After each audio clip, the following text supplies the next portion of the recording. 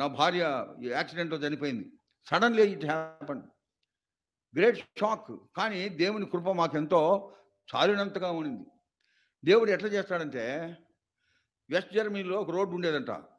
10 miles straight road, విశాలమైన road. West జర్మనీలో 10 miles straight road, విశాలమైన రోడ్లో ఎన్నో యాక్సిడెంట్స్ జరిగేవట. ఎంతోమంది చనిపోయేవారట. So municipality of West Germany వారు వరీడ్, వాళ్ళకెంతో బాధగా ఏంది ఇంతమంది చచ్చిపోతున్నారో మనం ఏం చేయాలని ఆ పెద్ద పెద్ద అఫీషియల్స్ అందరూ చేరి ఒక కాన్ఫరెన్స్ పెట్టుకొని గవర్నమెంట్ని అడిగితే, గవర్నమెంట్ మీరే అదంతా గమనించి మాకు ఒక రిపోర్ట్ ఇవ్వండి, మేము ఏం చేయాలో మాకు చెప్పండి అని వాళ్ళకి బాధ్యత అప్పగించాడు. సో ఈ సివిల్ ఇంజనీర్స్, రోడ్ స్పెషలిస్ట్ వాళ్ళంతా డ్రైవర్స్ని ఇంటర్వ్యూ చేసినారు, డ్రైవర్తో మాట్లాడినారు. ఆ తర్వాత వాళ్ళ పరిస్థితి, వాళ్ళు డ్రైవ్ చేస్తున్నప్పుడు వాళ్ళని గమనించినాడు, వాళ్ళు ఎట్లా నడిపేది అంతా గమనించి ఒక నెల తర్వాత వాళ్ళకు రిపోర్ట్ గవర్నమెంట్కి ఇచ్చినారు. ఏమనంటే, మొదటి స్టేట్మెంట్ ఏంటంటే, రోడ్డు నిటారుగా స్ట్రెయిట్గా ఉంది కనుక యాక్సిడెంట్ జరుగుతున్నాయి అనేది వాళ్ళ ఇన్ఫరెన్స్. ఇన్ఫరెన్స్ అంటే ఫలితార్థం, వాళ్ళ రీసెర్చ్కి ఫలితార్థం. అది ఏంటిది? రోడ్డు స్ట్రెయిట్గా ఉంది కనుక యాక్సిడెంట్ జరుగుతున్నాయి. మరి వాళ్ళ రికమెండేషన్ ఏంది? ఈ స్ట్రెయిట్ రోడ్ని వంకర టింకర్లు చేయమని చెప్పినాడు. అంటే కొద్ది దూరం వెళ్ళిన తర్వాత ఒక టర్నింగ్, మళ్ళీ కొద్ది దూరం వెళ్ళిన మళ్ళీ ఇంకొక టర్నింగ్. అట్లా చేసినప్పుడు డ్రైవర్కి వాళ్ళు స్టడీగా డ్రైవ్ చేయకుండా నిదానం అయిపోతారు, స్లో చేస్తారు. అప్పుడు స్లో చేసినప్పుడు యాక్సిడెంట్లు జరగవు అని రికమెండేషన్. అది నేను విన్నప్పుడు, ఓహో ఇదే మన జీవితంలో జరుగుతుంది. స్ట్రెయిట్గా పోతున్న జీవితాల్లో దేవుడు ఏకదమ్గా కదిలిచేస్తాడు, అంతే, ఫినిష్. అన్ఎక్స్పెక్టెడ్ థింగ్స్, నువ్వు ఊహ కందని సమస్యలను ఎదుర్కొంటావు. నాకు అది జరిగింది. అప్పుడు మేము ఏం చేసామంటే, సనగలేదు గొనగలేదు, ఆయన్ని స్తుతించడం కానీ ప్రార్థించడం, స్తుతిగానములు చేయడానికి మొదలుపెట్టాం. ఉదయం నుంచి సాయంకాలం వరకు మా ఇంట్లో పాటలు ఉండేవి. ఇంటికా ఉన్నప్పుడు సెలవు రోజుల్లో అయితే నైట్ వచ్చేటప్పటికి ఇంకా 10 గంటలు 11 గంటల వరకు ఫ్యామిలీ ప్రేయర్, ఎన్నో పాటలు పాడేవారం. ఆ విధంగా ఆయన్ను స్తుతిస్తూ ఆరాధిస్తూ ఉంటే, ఆ పరిస్థితిలో కూడా దేవుడు మా సంతోషాన్ని ఎక్కువ చేసినాడు. ఆయన పైన ఆధారపడడం నేర్పించినాడు. ఇతరులకి మాదిరికరంగా ఉండుటకు మమ్మల్ని తీర్చిదిద్దినాడు. ఆ విధంగా మేము ఇతరులకు ఎంతో మేలుకరంగా ఉండగలిగినాం, రోల్ మోడల్స్గా ఉండగలిగినాం. అంతటి అవాంతరం జరిగినా మేము నమ్మకంగా ఉన్నాము. ఒకరోజు నేను మార్కెట్కి వెళ్తుంటే మా కాలనీలో ఒక సర్దార్జీ నాకు ఎదురుగా నమస్కారం ఈ చేతులు జోడించి వస్తూ ఉన్నాడు. ఏందా ఇట్లా చేస్తున్నాడు అంటే, నా దగ్గరికి వచ్చి అన్నాడు, భాయిజీ ఆప్కా ఘర్సే గానా నికల్తే హే, మీ ఇంట్లో పాటలు వస్తున్నాయా? ఇప్పుడు మీ ఆవిడ చనిపోయింది కదా, అది ఎట్లా మీరు పాడగలుగుతున్నారు అన్నాడు. అప్పుడు నేను ఇంటికి తీసుకుపోయి సువార్త చెప్పి మా సాక్ష్యం, అంటే మనకు యేసు ప్రభువులో ఉన్న విశ్వాసం, యేసు ప్రభువులో ఉన్న నిరీక్షణ ఏమిటో చెప్పగలిగినాను. వాళ్ళకంతా ఆశ్చర్యమైంది. ఈ పరిస్థితుల్లో అందరూ ఏడ్చుకుంటూ ఉంటారే, మీరు ఎందుకు ఇంత సంతోషంగా ఉన్నారన్నాడు. ఎందుకంటే అప్పుడు నేను చెప్పినాను, దేవుడు మాకు ఒక నిరీక్షణ ఇచ్చినాడు. ఆయన నమ్మకమైన వాడు, ఆయన నమ్మకత్వాన్ని బట్టే అది జరిగించినాడు. అది ఎంతో గొప్ప విషయం. ఆ ఆలోచన రావాలి మనకు. ఆయన పైన ఆధారపడే సౌభాగ్యం దేవుడు ఆ విధంగా ఇస్తాడు. అనేక పరిస్థితుల్లో మనకు అటు జరుగుతుంది వేరే వేరే విధంగా. అప్పుడు మనం ఏం చేయాలా? ఆయన్ని స్తుతించాలా. కీర్తనలు 34:1 మా ఫేవరెట్ వర్స్ అది. ఏమంది? నేను ఎల్లప్పుడూ యెహోవాను సన్నుతించెను, ఆయన నీతి నా నోట నిత్యము ఉండును. నిత్యము. పరిస్థితులు అనుకూలంగా ఉన్నా, పరిస్థితులు అనుకూలంగా లేకపోయినా, ఎంతో విపరీతమైన పరిస్థితులు జరిగి ఎవరో మనకెంతో ప్రియమైన వారు ప్రభువులోకి వెళ్ళినా, ఆ పరిస్థితిలో కూడా స్తుతించి ఆరాధించి ఆయన నామానికి ఘనత తెచ్చే వారంగా మనము బ్రతకాలి. ఆ విధంగా నేను మా పిల్లలను బతికినాం. అది సంఘంలో ఒక పెద్ద సాక్ష్యం అయిపోయింది. అందరూ చూసినారు. అంతకుముందు సంఘానికి ఎట్లా వెళ్ళేవాళ్ళమో, అరగంట ముందు మేము సంఘానికి వెళ్ళేవాళ్ళం నా 5 మంది పిల్లలతో. అప్పుడు నా భార్య ఉన్నప్పుడు అటే వెళ్ళేవాళ్ళం, ఆ తర్వాత కూడా మేము అటే వెళ్ళగలిగాం. అది ఒక సాక్ష్యం. మా పిల్లలకి దేవుని మార్గాలు మేము నేర్పించినాం. ఆమె ఉన్నప్పుడు నేను కలిసి మేము నేర్పించినాం. ఇప్పుడు నేను ఒంటరివాడిని అయిపోయినాను, ఆయన దేవుడు నాతో ఉన్నాడు కనుక వాళ్ళకి పిల్లలకి చెప్పగలిగినాం, వాళ్ళని ఆదరించగలిగినాను. వాళ్ళని ఆదరించడానికే ఎన్నో పాటలు దేవుడు ఇచ్చినాడు, వాళ్ళని ఆదరించడానికే. వాగ్దానములనిచ్చి వాగ్దానములు నెరవేర్చేవాడవు నీవే. నమ్మకమైన దేవా నన్ను కాపాడు వాడవు నీవే. వాగ్దానములానిచ్చి నెరవేర్చు వాడవు నీవే. లేదు, తీసేయండి.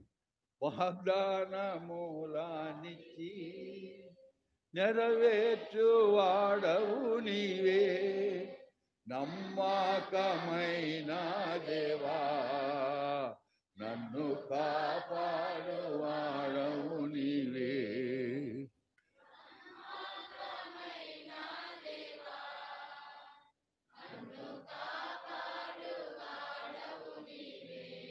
ఆ వర్డ్ నమ్మకమైన అనేది నాకెంతో కమ్మగా ఉంటుంది. ఎందుకంటే ఆయన నమ్మకత్వాన్ని నేను చవి చూసినాను, ఆయన నమ్మకత్వాన్ని నేను అనుభవించినాను. ఆ కష్టాల్లో కూడా, ఆ విపరీతమైనటువంటి పరిస్థితుల్లో కూడా, ఆ శూన్యమైన పరిస్థితుల్లో ఎంటీనెస్ ఉండేది మా ఇంట్లో. అయినా దేవుని యొక్క సన్నిధిని మేము ఎంతగానో అనుభవించిన వారముగా ఉన్నాం. అందువల్ల మా సంఘంలో నన్ను ఆ దినాలలో ఎక్కువగా వాక్యం చెప్పమనేవారు. ఎందుకంటే నేను ఇంకా బాగా దృఢపరుస్తానని, దృఢంగా ఉంటాను, నమ్మకంగా ఉంటానని నన్నే వాక్యం చెప్పమనేవాళ్ళు. నేను దేవుని యొక్క నిరీక్షణ మాలో ఏముందో అది చెప్పేవాడిని. అప్పుడు మావాడు చిన్నోడు జాషువా ఒకసారి అన్నాడు కదా, పాపా ఒకసారి మనం కూడా అక్కడికే పోతాం కదా. వాక్యం విని విని నేను నిరీక్షణ గురించి చెప్పేవాడిని. చెప్తే వాడు అన్నాడు ఒకరోజు డైనింగ్ టేబుల్ దగ్గర, పాపా ఒకసారి మనం కూడా అక్కడికి పోతాం కదా, అమ్మ ఎక్కడికి పోతే అక్కడికి కూడా మనం పోతాం కదా అన్న. అవునరా, ఒకటి తర్వాత ఒకటి పోతాం, ఎప్పుడు పోతామో మనకు తెలియదు. అక్కడికి పోయిన తర్వాత సంభాషణ ఏముండదు. నేను నా భార్యను ఎట్లా వేరు, నన్ను వదిలి ఎట్లా వచ్చినావు నువ్వు, నేను ఎట్లా చేస్తానని వచ్చినావు అని నేను అడిగే అవకాశం ఉండదు. ఆమె నన్ను అడగదు ఏమని, నేను లేకపోతే నువ్వు ఎట్లా చేసినావయ్యా, పిల్లల్ని ఎట్లా కాపాడావు, ఆమె కూడా అడగదు. ఆ సంభాషణ ఉండదు. అప్పుడు ఏం చేస్తాం, నిత్యము ఆయన్ని స్తుతిస్తే ఉంటాం అంతే. అది ఒక్కటే పని. ఏంటది? నిత్యము ఆరాధించడం. అందుకనే భక్సింగ్ గారు ఈ ఆరాధన అనేది మన సంఘాల్లో పెట్టాడు. ఆ కారణం చేతనే పెట్టాడు. ఎందుకంటే స్తుతించేది ఈ భూలోకంలో మనం నేర్చుకోవాలా. ఎందుకంటే పరలోకానికి వెళ్ళిన తర్వాత అది ఒక్కటే మనం చేయాల్సింది, ఇంకేముండదు. ఆడికి వెళ్ళిన తర్వాత ఒరే ఆమె ఎక్కడుంది, లేకపోతే ఆయన ఎక్కడున్నాడు, నాకంటే ముందు వచ్చినాడే ఆయన ఎక్కడున్నాడు, ఆ వెతికేది కూడా ఉండదు, వెతకని కూడా వెతకం. ఎందుకంటే మహిమ శరీరములతో ఉంటాం. అది ఎంతో ధన్యకరమైన పరిస్థితి. దాని విషయం ఆలోచిస్తే మన సంతోషం అధికమవుతుంది కానీ తగ్గదు. అలాంటి గొప్ప పరిస్థితులకి దేవుడు మనల్ని తెచ్చినాడు. ఎట్లా తెచ్చినాడు? శిలువ కార్యం ద్వారా. ఆయన మన కొరకు చనిపోయి తిరిగి లేచినాడు కనుక ఆ పునరుద్ధాన శక్తి ద్వారా, ఆ రక్త శక్తి ద్వారా, ఆ శిలువ శక్తి ద్వారా మనకు రక్షణ అనేది అనుగ్రహించాడు. గొప్ప రక్షణ, నిత్య రక్షణ, పూర్ణ రక్షణ ఇచ్చినాడు. లైవ్లీ హోప్, నిత్యమైనటువంటి జీవము గల నిరీక్షణ దేవుడు అనుగ్రహించాడు. పౌలు అంటాడు జీవము గల నిరీక్షణ. అలాంటి నిరీక్షణ మనకు ఉంది కనుకనే ఈ విధంగా పాటలు పాడగలుగుతున్నాం. పాటలు పాడినప్పుడు నిజమైన హృదయంతో ఆ మాటల్ని అనుభవిస్తూ పాడాలి. అప్పుడు మనకు ఉత్సాహంగా ఉంటుంది, ఇతరులు కూడా ఉత్సాహంగా ఉంటుంది. సంతోషకరమైన పాటల్ని మన అసెంబ్లీలో చాలా మంది దుఃఖంగా పాడతారు. హల్లెలూయా పాడేదా. అరే అది ఎట్లయా? సంతోషించాలి, ఆనందించాలి. ప్రతి పరిస్థితుల్లో కూడా ఆయన్ని స్తుతించే వారం ఉండాలి. భక్ష్యం గారు ఇప్పుడు పట్టినా ఒక వాక్యం కోట్ చేసేవాడు. హబక్కూకు 3వ అధ్యాయం 17-18 వచనాలు చదవండి. అర్థమైందండి? That should be our experience. అదే మన అనుభవం ఉండాలి. కొన్ని సంవత్సరాల క్రితం ఫిలిప్ గారు వచ్చినాడు, స్పెషల్ మీటింగ్స్ ఢిల్లీలో పిలిచినాం. ఆ రోజు ఒక ఈవినింగ్, శనివారం ఈవినింగ్ వాళ్ళ ఇంట్లో ఒక సంఘ పెద్ద ఇంట్లో మీటింగ్ జరగాల్సి ఉండే. అప్పుడు నేను నెక్స్ట్ డే కొరకు ద్రాక్షారసం అవసరం కనుక ఆ బాటిల్ కిసాన్ ద్రాక్షారసం కొనడానికి మార్కెట్లోకి పోయినా. ఆ మార్కెట్ బయటనే అక్కడే కారు పార్క్ చేశాను. I had ambassador car. అప్పుడు అది పార్క్ చేసి మార్కెట్లోకి పోయాను. జస్ట్ 5 నిమిషాలే పోతే అది మార్కెట్, ఆ షాప్ బంద్ అయి ఉంది. వెంటనే వచ్చినాను. వచ్చేటప్పటికి నా కారు లేదు. అరే ఇప్పుడే పోయినాను, మళ్ళీ కారు ఎట్లా పోయింది అని అక్కడ ఒకడు టీ అమ్ముతా ఉన్నాడు. ఒకడు వాడిని అడిగినాను, ఇక్కడ నేను పార్క్ చేసిన కదా ఎక్కడుందంటే, సార్ దొంగలు ఎత్తకపోయినారు అన్నాడు. ఎందుకంటే కారు లేకపోతే అది ఒకటే కారణం అన్నాడు. ఏంటంటే పోలీసు వాళ్ళు ఈ కాలనీ లోపలికి రారు, ఈ రెసిడెంట్స్ అసోసియేషన్ ఎంతో స్ట్రిక్ట్గా చెప్పింది, సో పోలీసు వాళ్ళు మాత్రం నీ కారు తీసుకుపోలే, రాంగ్ పార్కింగ్ అని. ఇది నీది లేదంటే దొంగలే తీసుకుపోయినాడు సార్ అన్నాడు. పోయి అంత త్వరగా అట్నే సార్ ఇక్కడ అన్నాడు. పోయింది కారు, శూన్యం. నేను కారు పార్కింగ్ చేస్తే ఖాళీ ఉంది. అంటే కారు ఎట్లా పోయింది? దాంట్లో డర్రీస్ ఉన్నాయి, నా హార్మోనియం ఉంది, పాటల పుస్తకాలు ఉన్నాయి, అంతా పోయింది. నేను వెంటనే అక్కడి దగ్గరే ఇల్లు, ఇంట్లో బ్రదర్ ఫిలిప్ గారు ఉండేవారు, ఆడికి పోయి చెప్పినాను, brother God has removed my car from మీ, దొంగలు ఎత్తకపోయినాడు. ప్రైజ్ ద లార్డ్ అన్నాడు ఆయన. నేను కూడా అన్నా. ఆ తర్వాత నా కొరకు ఆయన ప్రార్థన చేసినాడు. ఆ రోజు ఈవినింగ్ వాళ్ళ ఇంట్లో మీటింగ్, అక్కడ బ్రదర్ ఇంట్లో ఎవరైతే ఇంట్లో ఉన్నారో ఆ రోజు మీటింగ్ జరిగింది. నెక్స్ట్ డే ఆదివారం ఆరాధన జరుగుతుంది. వేరే హార్మోనియం తీసుకొని వేస్తా స్తుతి గీతాలు, నా స్వరం ఫుల్గా పాడుతూ ఉన్నాను. నేను పాడుతూ ఉంటే ఫిలిప్ గారు మెట్లెక్కి వస్తూ ఉన్నాడు. మెట్లెక్కి వస్తా నేను ఆ పాట పాడుతూ ఉంటే విన్నాడు. విని ఆయన వాక్యం చెప్పేటప్పుడు చెప్పినాడు, C Rao, he has lost his car but still he is rejoicing అన్నాడు. That is the spiritual attitude. మనకి ఎన్ని విపరీతంగా ఉన్నా, అనుకోనని పరిస్థితుల్లోకి దేవుడు మనల్ని పెట్టినా ఫస్ట్ థాట్ ఏమి రావాలంటే, దేవుడే ఇది కలుగజేసినాడు, దేవుడే ఇది మన జీవితంలో అనుమతించినాడు అన్న భావన మనకు రావాలి.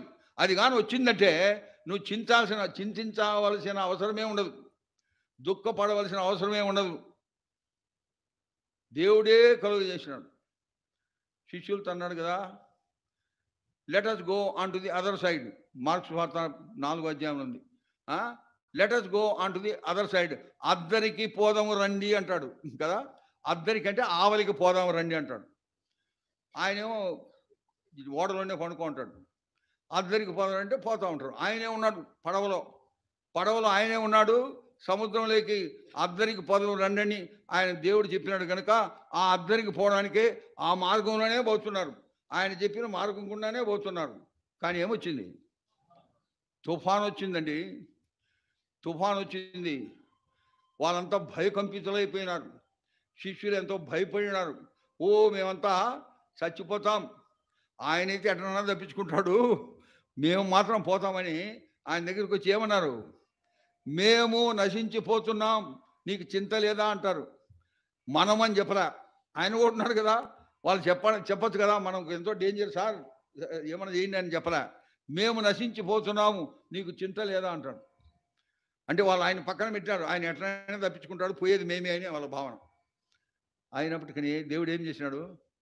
Piece be still. ఆడొక మాట ఉందండి, నాకు చదివినప్పుడల్లా నాకు ఆశ్చర్యమే కలుగుతుంది. He said unto the sea అంటాడు ఉందాడ.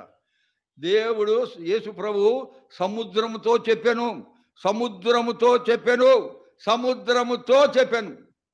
సముద్రానికి చెవులు ఉన్నాయా? సముద్రం వింటుందా? కానీ ఆయన మాటలు వింటుంది. ఎందుకంటే అది ఆయన సృష్టి అంతయు భువన భోంతరాలు ఆయన ఆధీనంలో ఉన్నాయి. సమస్తం ఆయన ఆధీనంలో ఉంది. అందుకనే సీతో మాట్లాడగలిగినాడు. Stand be the peace be still అన్నాడు. ఏకదమ్ ఏమైంది? నిమ్మలం అయిపోయింది. That is the power of God. దేవుడే కలుగజేస్తాడు, దేవుడే మనం పరీక్షిస్తాడు. అప్పుడు యేసుప్రభువు అంటాడు కదా, ఏం మీకు ఇంతైనా విశ్వాసం లేదా? ఇంకనూ విశ్వాసం లేదంటాడు. ఇన్ని చూసినారు కదా, ఇన్ని అనుభవించినారు కదా, అయినా మీకు ఇంకా విశ్వాసం లేదా, ఇంకా నమ్మకం లేదా అంటాడు యేసుప్రభువు. అదే మాట దేవుడు మనతో అంటున్నాడు.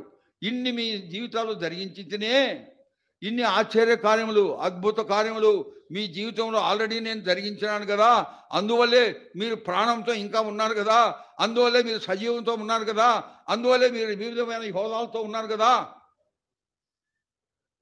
కానీ మన పరిస్థితి ఎట్లా? చిన్నది వచ్చేటప్పటికి గొనుగుతూ ఉంటాం, సణుగుతూ ఉంటాం, ప్రార్థన చేయడం మానేస్తాం, సూచించడం మానేస్తాం, వాక్యం చదవడం కూడా మానేస్తాం. అందుకని దేవుని వాక్యం ఏముంది? 2వ తిమోతి 2వ అధ్యాయం 13వ వచనం. గిడియన్ చదువుతాం, వినండి.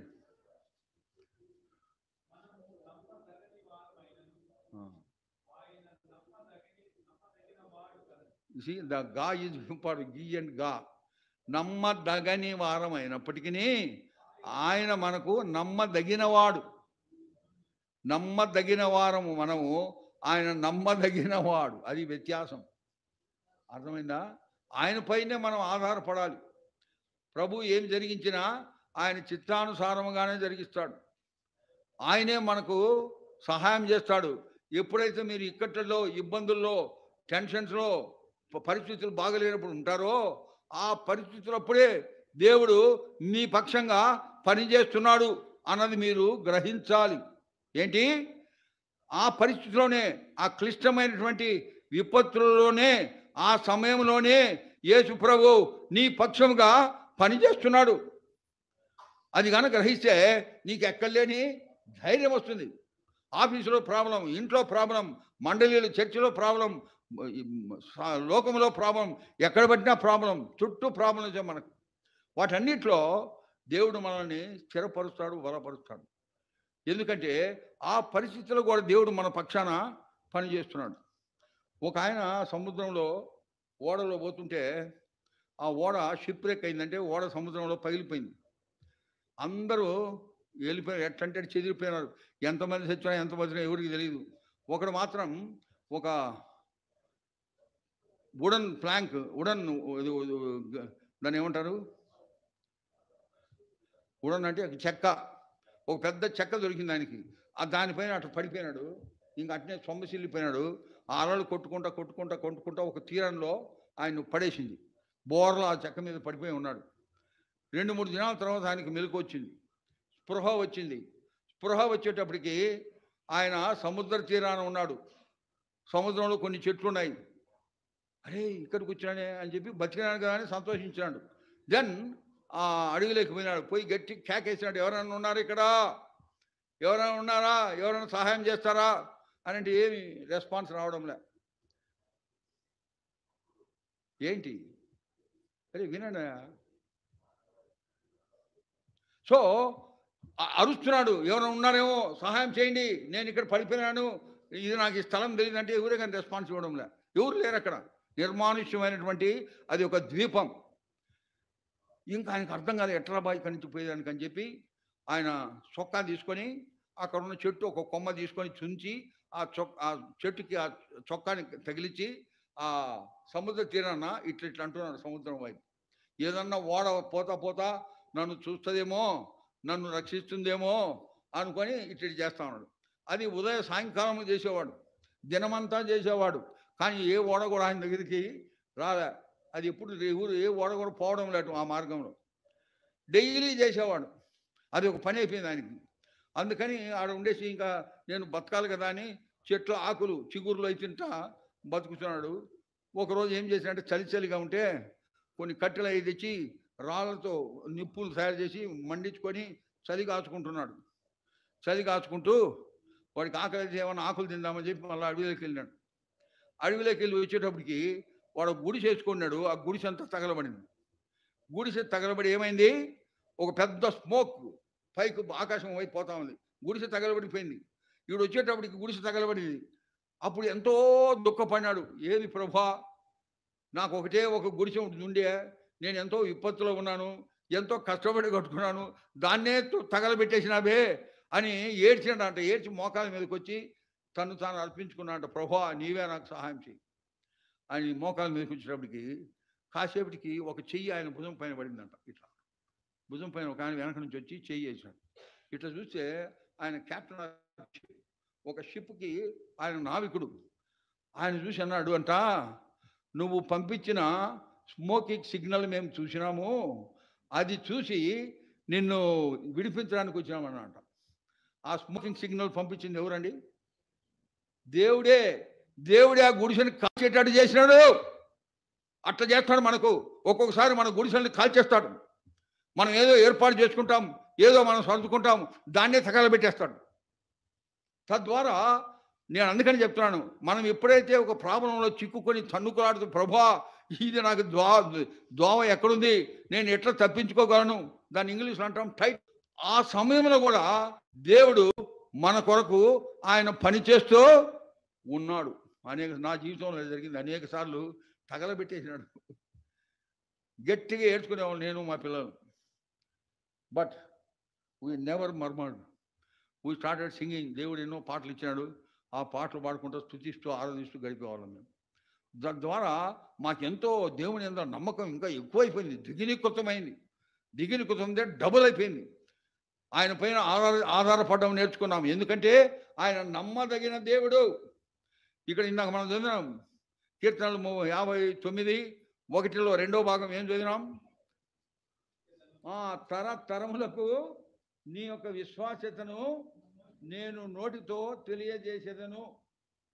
ఇది ఎంతో ఇంపార్టెంట్. అర్థమైందండి? తరములకు, మన తరములకు, మన పిల్లలకు మనం చెప్పుకోవాలి దేవుడు ఎన్ని ఆశ్చర్యకారాలు జరిగించినాడు, ఎన్ని మన జీవితంలో ఆయన అలవ్ చేసినాడు. ఆ తర్వాత ఆ విషయాల్లో నుంచి మనల్ని ఏ విధంగా తప్పించుకుంటూ ముందుకు కొనసాగించినాడు అనేది మన పిల్లలకి చెప్పుకోవాలి. ఎప్పుడైనా చెప్పుకున్నారు అట్లా? అన్నీ ఏంటంటే కథలు చెప్తాను, కానీ మీ జీవితంలో అనుభవించినటువంటి ఆ విశ్వాస్యతను పిల్లలకి చెప్పాలి. నేను ఎప్పుడు డైనింగ్ టేబుల్కి వెళ్ళేటప్పటికి నేను ఎప్పుడు ప్రార్థన చేసుకుని నా రూమ్లో ఏదో ఒకటి నా జీవితంలోనే ఒక అనుభవం పిల్లలకి చెప్పాలి అన్న భారంతో పోయి కూర్చుంటాను డైనింగ్ టేబుల్ దగ్గర. కూరలు గీరలు అడ్డం వచ్చి తినేటప్పుడు మొదలు పెడతా నా కథ.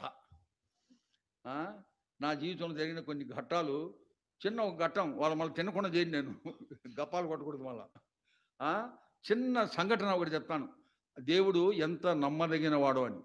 అది వాళ్ళు ఇంటూ వచ్చినారు. ప్రతిసారి అదే చెప్తా ఉంటే ఒకసారి జాషు అన్నాడు కదా మా చిన్నవాడు, పప్పా ఇది ఆల్రెడీ చెప్పినావు అన్నాడు. నేను చెప్పిన మళ్ళా వినరా అన్నా.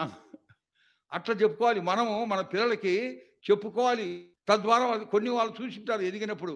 అంతకుముందు వాళ్ళు చిన్నప్పుడు వాళ్ళకి తెలియలే, కానీ దేవుడే మమ్మల్ని కాపాడుతూ వచ్చినాడు, భద్రపడుతూ వచ్చినాడు. అది వాళ్ళకి తెలియదు కనుక మనం వాళ్ళకి తెలియజేయాలి. అదే అందుకనే దావీదు కర్త అంటే కీర్తన రాసిన ఏమంటాడు? తరములకు నీ విశ్వాస్యతను ప్రకటించేదను, తెలియజేసేదను. దేవుడు మనకు పిల్లల్ని ఇచ్చినాడు. అది ఒక ప్రాజెక్టు, అది ఒక ప్రాజెక్టుగా తీసుకోవాలి. దేవుడు మనకి ఇచ్చినటువంటిది ఒక వ్యవస్థ. దాన్ని మనం ఒక ప్రాజెక్ట్, ఒక ఇంజనీర్ ఒక బిల్డింగ్ కట్టాలంటే అది ఒక పెద్ద ప్రాజెక్ట్. ఆయన అంతా ప్లానింగ్ చేసి, స్కీమింగ్ చేసి, బేల్దారులు ఏం చేయాలనో, వాళ్ళు ఏం చేయాలనో అంతా తెలియజేస్తారు. ఆ విధంగా మన కుటుంబాన్ని, మన పిల్లల్ని కాపాడుకోవాలి, వాళ్ళకు సరైన మార్గంలో నడిపించాలి. అది ఎప్పుడు చేయగలము? ఆయన విశ్వాస్యతను చవి చూచినప్పుడు, ఆయన విశ్వాస్యతను అనుభవించినప్పుడు, ఆయన విశ్వాస్యతను ప్రకటించే వారంగా ఉంటాం. అది మన పిల్లలకి, మన కుటుంబాలకి అది ఎంతో క్షేమం. ఇప్పటి నుంచన్నా ప్రారంభించండి. ఈ జీవితంలో ఇప్పటి వరకు కూడా మీ జీవితంలో గొప్ప కార్యాలు, ఆశ్చర్య కార్యాలు, అద్భుత కార్యాలు దేవుడు మీకు జరిగించినాడు. ఏదో అవకాశం వచ్చినప్పుడు సంఘంలో సాక్ష్యం చెప్పడమే కాదు, పిల్లలకు చెప్పుకోవాలా. వాళ్ళ పిల్లల మనసులో ఎంతో స్ట్రాంగ్గా పడిపోతుంది మీరు కానీ చెప్తే. అది వాళ్ళు పెద్ద అయినప్పుడు వాళ్ళు కూడా అదే విధంగా ఆయన పైన ఆధారపడతారు. దానికి భార్య భర్తలు ఎంతో అన్యోన్యంగా సంతోష ఆనందములతో వారి జీవితాన్ని గడపాలి. దాని కొరకు త్యాగం చేయాలి. త్యాగం చేసి ఒకరికొకరం సర్దుకుంటూ బ్రతకాలి. మా అత్తమ్మ ఒక మాట చెప్పేది మాకు, ఐ కెనాట్ ఫర్గెట్ దట్. అయ్యా, మా ఇంట్లో కూడా ప్రాబ్లమ్స్ ఉండేటి, నేను మా ఆయన కూడా కొట్లాడే వాళ్ళం. అది ఎట్లాంటి కొట్లాట అంటే ఆయన చెప్పింది, ఆయన అప్పుడప్పుడు నన్ను అరుస్తూ ఉంటాడు. ఆయన అరుస్తూ ఉంటే నేను నోరు తెలపను, నేను నోరు ఇప్పను, నేను ఏమే కానీ జవాబు చెప్పను. ఆయన అరుస్తూ ఉంటాడు, అలసిపోయి వెళ్ళిపోతాడు బయటికి. నేను ఆయన కొరకు ప్రార్థన చేస్తాను. ఆ తర్వాత కొన్నిసార్లు నేను కూడా అరుస్తాను ఆయన్ని. నేను కూడా సామాన్యురాలిని కాదు, నేను కూడా ఆయన్ని అరుస్తా. అరిస్తే ఆయన కూడా మాట్లాడంట, ఆయన గమ్మని ఉంటా అంట. ఇంకా కొట్లాటేటది. That is a wonderful divine quality. ఒక్కోసారి ఎంతో ఉక్రోషం వస్తుంది, కోపం వస్తుంది, సహనం కోల్పోతాం. అప్పుడు ఏదో ఒకటి అంటాం భార్యతో, ఏదో ఒకటి భర్తతో అంటాం. అప్పుడు ఏం చేయాలి? ఇంకొక పార్టీ ఏం చేయాలా? మాట్లాడకూడదు, అదర్వైజ్ డిస్కు అవుతుంది. ఎదిరించకూడదు, వినాలి అంతే. భర్త అరుస్తున్నాడు, భార్య వినాలి, రెస్పాండ్ చేయకూడదు. దేవునికి కాకపోతే ప్రభువా ఆయనకి సహాయం చేయని ప్రార్థన చేసుకోవాలి. అట్లా బట్ టిట్ ఫర్ ట్యాట్, నువ్వు ఇట్లా అన్నావా, బా అన్నాడే అనేది ఇంకా నువ్వు కూడా ఏదో అనేది, ఇంకా కొట్లాట. పిల్లలు బిత్తరపోయి చూస్తూ ఉంటారు మిమ్మల్ని. ఆ పరిస్థితి దగ్గరికి రాకూడదు. దైవత్వం కలిగి ఉండాలా, దైవ క్రమం కలిగి ఉండాలా, దైవ స్వభావం కలిగి ఉండాలా. దైవ స్వభావం ఏంది? ఈ చెంప కొడితే ఈ చెంప చూపించాలి. మనం వేసి కొట్టేది ఇంకో దెబ్బ. ఆ పరిస్థితిలో నుంచి మనం వైదొలిగి రావాలి. దేవుడు మన పట్ల ఏమేమి జరిగించనో అవి మన పిల్లలకు, మన కుటుంబాల్లో చెప్పుకోవాలి. నేను ఎన్నో చెప్పినాను. అందుకని మా పిల్లలు ఇప్పుడు కూడా నాకు ఇప్పుడు కోట్ చేస్తారు వాళ్ళు. ఇప్పుడు వాళ్ళు నాకు జరిగినవి వాళ్ళు చెప్తుంటారు డైనింగ్ టేబుల్ దగ్గర. నాకు ఎంతో సంతోషం అవుతుంది.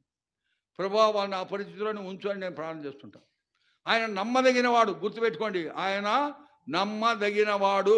మనం నమ్మదగని వారం అయినప్పటికీ ఆయన నమ్మదగిన వాడుగా మన జీవితాల్లో నిరూపించుకున్నాడు కనుక ఆయన్నే నమ్ముకుందాం, ఆయన వైపే చూద్దాం. కీర్తన గ్రంథం 34వ అధ్యాయం 5వ వచనం చదవండి.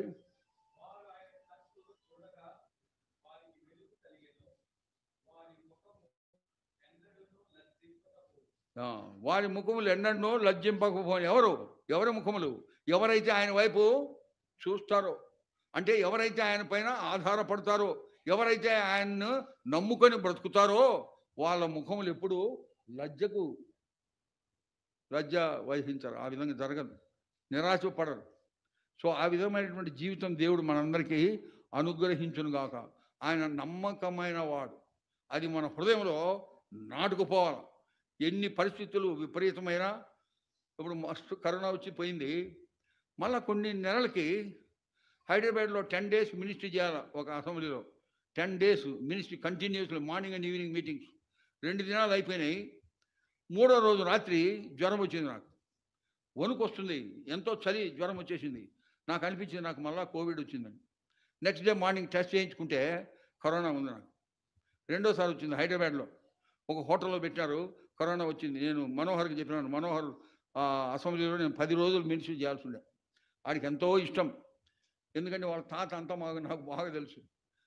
ఆ పిల్లోడికి చెప్పి, అయ్యా నేను రేపు రాలేను, వేరే వాళ్ళని అరేంజ్ చేస్తామంటే, అది ఎట్లా అంకుల్, ఎవరికి తెలియదులే, ఎవరికి చెప్పంలే, నువ్వు మాట్లాడుతున్నావు కదా, నువ్వు వచ్చి వాక్యం చెప్పన్నారు. నేను చెప్పిన దట్ అమౌంట్ చీటింగ్ కదా, చీటింగ్, ఇది మంచిది కాదు, నా ద్వారా ఇంకా వేరే వాళ్ళకి అంటుకుంటుంది, నేను రానయ్యా అట్లాంటి పనులు నేను చేయను అని. విద్యాధర్ రావు నాకు ఫ్రెండ్, ఆయన ఎంతో మంచి విశ్వాసి, బోధకుడు కూడా. విద్యాధర్ రావు సైదాబాద్ అసెంబ్లీకి ఫోన్ చేసి ఆయన రిక్వెస్ట్ చేశాను, నాకు ఇట్లా అయిందయా, రెస్ట్ ఆఫ్ ది డేస్ 8 దినాలు నువ్వే వాక్యం చెప్పాలంటే ఇమీడియట్లీ ఒప్పుకున్నాడు. ఆయన పరిచయం చేసిన నా స్థానంలో. అప్పుడు కూడా దేవుడు నన్ను కాపాడినాడు. నేను అనుకున్నా మళ్ళీ దేవుడు తీసుకెళ్తాడేమనుకున్నా. అప్పుడు ఇంకా అక్కడి నుంచి వచ్చి మాకు డాక్టర్ ఇంట్లో ఉన్నాను నేను. జస్ట్ వారం రోజుల లోపల నేను బాగా అయిపోయాను. మళ్ళీ టెస్ట్ చేస్తే కరోనా లేదు. Then I travelled back to Delhi. So దేవుడే కలుగు చేస్తాడు కొన్ని. ఎందుకంటే నేనున్నాను అని మనకు జ్ఞాపకం చేయడానికి చేస్తుంటాడు. అవి భరించాలి మనం. నేను భరించినాను, దేవుడు నాకు సహాయం చేసినాడు. సో మనం ఆయన నమ్ముకుందాం. ఎక్కడున్నప్పటికీ ఈ దూర ప్రదేశంలో ఎంతో రావడం ఎంతో కష్టమైంది. మా కారు కూడా ఎరకపోయింది. అయినా కానీ దేవుడు మాకు సహాయం చేసినాడు. ఎన్ని కష్టాలు కానీ వచ్చి నా భారం ఏంటంటే, చిన్న అసెంబ్లీకి ఎక్కడైతే ఊరు పోలేదో అక్కడికి పోవాలనిపిస్తుంది నాకు. ఇద్దరున్నా కానీ సంపూర్ణమైన వాక్యం చెప్తా, అది నా భారం. నాకు మందితో నాకేం ఎక్సైట్ కాను. 1000 మంది 7000 మందికి కూడా నేను వాక్యం చెప్పినాను. కాలింపాంగ్లో 2000 3000 హెబ్రోన్లో కానీ మెడ్రాస్లో కూడా చెప్పినా. I don't get excited by the crowd. అంటే దానివల్ల నేను పెద్ద ఉత్సాహం రాదు నాకు. బిలీవర్స్ 2-3 కానీ సంపూర్ణంగా వాక్యం చెప్తా. అది నేను చేయాలని నాకు ఎంతో ఆకాంక్ష. అందుకని నా కొరకు ప్రార్థన చేయండి, సరేనా? Shall we pray?